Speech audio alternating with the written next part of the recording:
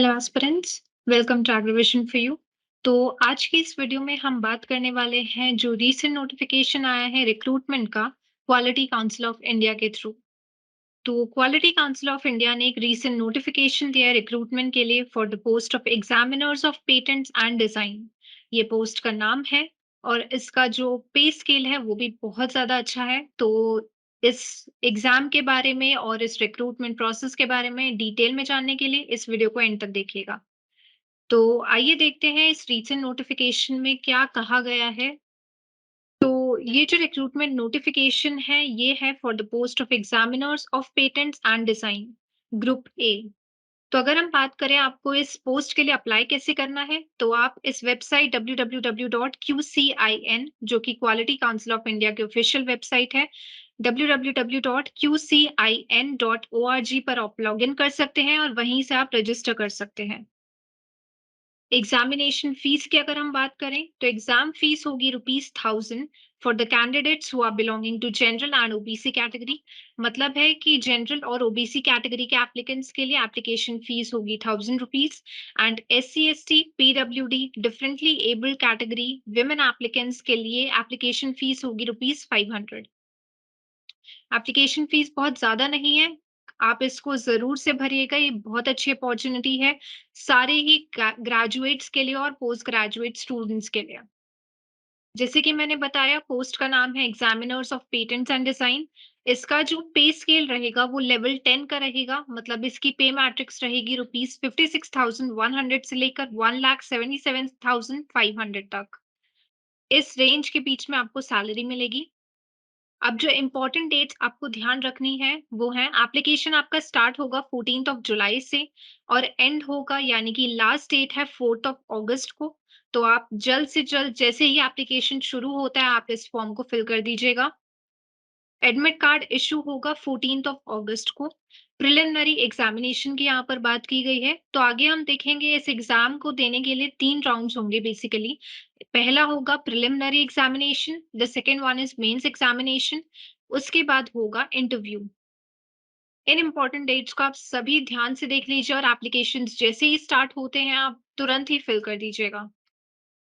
अब इसमें हम बात करें नंबर ऑफ वैकेंसीज की, तो ये जो अपॉर्चुनिटी है बहुत सारे डिसिप्लिन्स के लिए है। जैसे कि आप देख सकते हैं बायोटेक्नोलॉजी के लिए, बायोकेमिस्ट्री के लिए, फूड टेक्नोलॉजी के लिए, chemistry, polymer science and technology, biomedical engineering, electronics and communication, electrical engineering, computer science and information technology, physics, civil engineering, mechanical engineering, metallurgical engineering, textile engineering. जो टोटल नंबर ऑफ वैकेंसीज है वो है 553 और आप पर course अपनी vacancies number of vacancies देख सकते हैं। जैसे कि फूड टेक्नोलॉजी में 15 वैकेंसीज हैं यानी कि 15 पोस्ट्स आपको मिल रही हैं। इस एग्जाम के लिए अगर मैं एलिजिबिलिटी क्राइटेरिया की बात करूं तो जो भी कैंडिडेट है उसकी नेशनैलिटी या तो वो एक सिटीजन होना चाहिए इंडिया का, या फिर वो नेपाल का सिटीजन हो सकता है, या फिर वो भूटान का, तिब्बतन रेफ्यूजी हो सकता है जो कि इंडिया में आया हो 1 जनवरी 1962 से पहले। इंडियन ओरिजिन का कोई पर्सन हो सकता है जो कि Pakistan, Sri Lanka, east African countries of Kenya, Uganda, the United Republic of Tanzania, Ethiopia and Vietnam इन सारी जगहों पर माइग्रेट कर गया हो। तो ये सारे जो कैंडिडेट्स हैं वो सभी एलिजिबल होंगे इस एग्जाम को देने के लिए। अगर हम बात करें कि मिनिमम एसेंशियल एजुकेशनल क्वालिफिकेशन क्या है, तो यहाँ पर आप डिटेल में देख सकते हैं मिनिमम एसेंशियल क्वालिफिकेशन क्या-क्या है पर सब्जेक्ट। अगर मैं फूड टेक्नोलॉजी की बात करूँ तो फूड टेक्नोलॉजी के स्टूडेंट्स के लिए एक बहुत ही अच्छी खुशखबरी है। जितने भी बीटेक या फिर बीएससी ग्रेजुएट स्टूडेंट्स हैं, वो भी एलिजिबल हैं फूड टेक्नोलॉजी का एग्जाम देने के लिए। So BTech and BSc Food Technology students are eligible to give this exam. So buckle up your preparation and fill in the application forms as soon as they are out. बाकी आप detail में देख सकते हैं क्या क्या eligibility criteria रहेगी हर एक सब्जेक्ट के लिए। अगर मैं एज लिमिट की बात करूं तो मिनिमम एज जो कैंडिडेट की होनी चाहिए वो होती है 21 ईयर्स और मैक्सिमम एज है 35 ईयर्स। यहाँ पर रिलैक्सेशन भी दिया गया है एज को लेकर कुछ पर्टिकुलर कैटेगरीज को।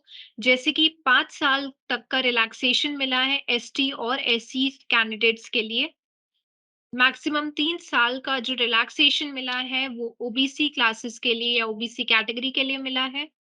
मैक्सिमम 3 साल का रिलैक्सेशन मिलेगा डिफेंस सर्विस पर्सनल्स के लिए और मैक्सिमम 5 इयर्स का रिलैक्सेशन मिलेगा एज में ex serviceman including commissioned officers and ECOs, एसएससीओज who have rendered at least 5 years military service, मतलब जिन्होंने 5 साल की मिनिमम मिलिट्री सर्विस में काम किया है।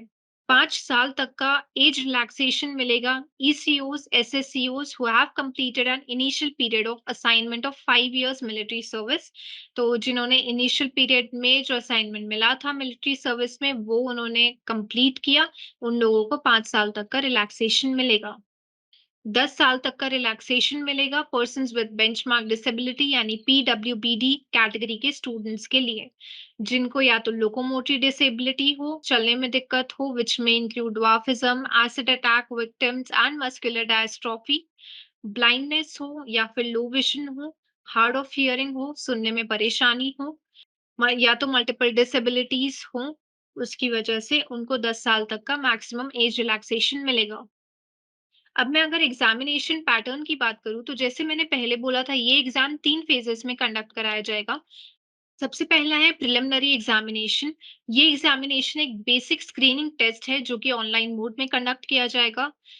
इस पेपर में टोटल 150 क्वेश्चंस होंगे, 150 मार्क्स के लिए, that is each question would carry 1 marks और इस पेपर के लिए आपको 2 घंटे का समय मिलेगा।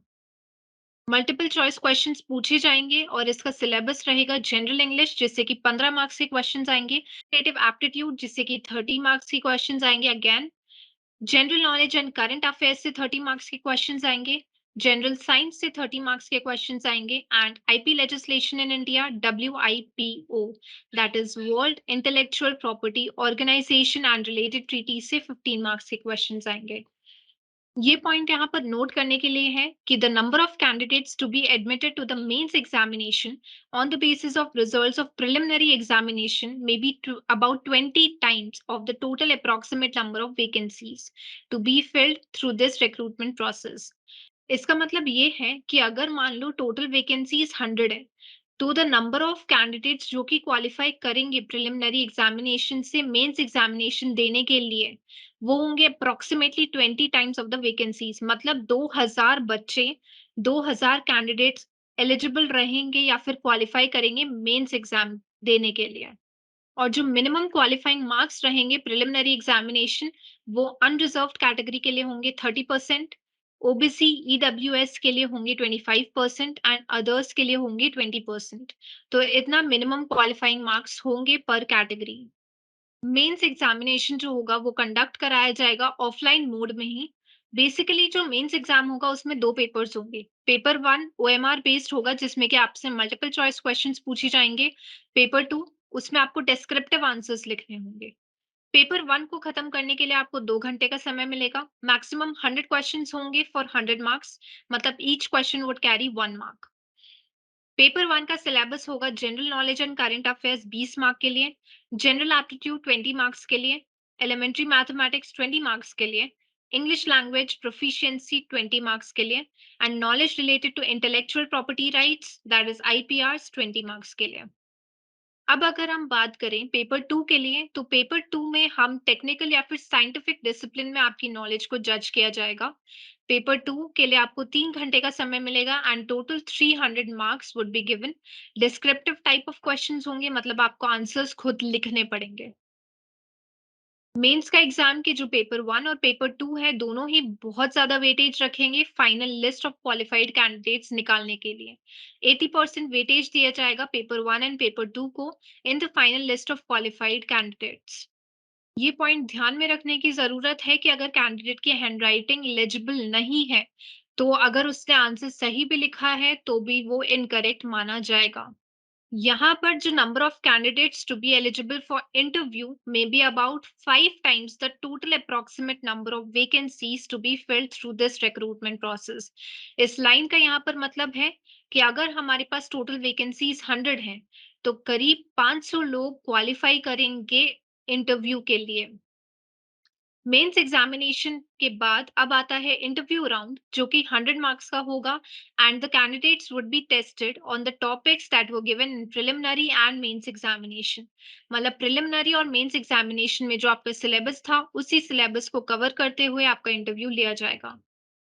The marks obtained in interview will be given 20% weightage in the final list of qualified candidates. So 80% weightage मिला था for paper 1 and paper 2 of the mains examination. 20% weightage दिया जाएगा इंटरव्यू सेशन को। जो मीडियम ऑफ एग्जामिनेशन होगा वो सिर्फ और सिर्फ इंग्लिश में होगा।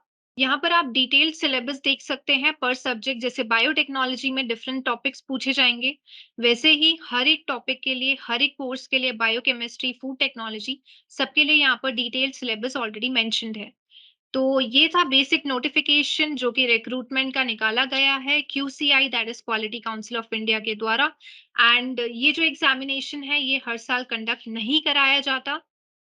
अगर हम लास्ट बात करें तो ये एग्जाम लास्ट कंडक्ट हुआ था 2019 में एंड 2019 के बाद आज 4 साल बाद 2023 में ये एग्जाम कंडक्ट किया जाएगा। तो ये एग्जाम कोई रेगुलर इंटरवल पर नहीं कंडक्ट होता, ये इरेगुलरली कंडक्ट होता है। So this is a great opportunity for all the graduates and all the post graduate students who are seeking for job and do fill out the applications as soon as possible. जैसे ही applications आते हैं fill करिएगा। And Agrivision for you एक course लाने वाला है quality council of India के लिए। तो अगर आप और जानकारी चाहते हैं उस कोर्स के बारे में, so do contact us on the number given on screen or visit our website www.agrivisionforyou.com. Till then, keep learning, keep exploring. Bye bye.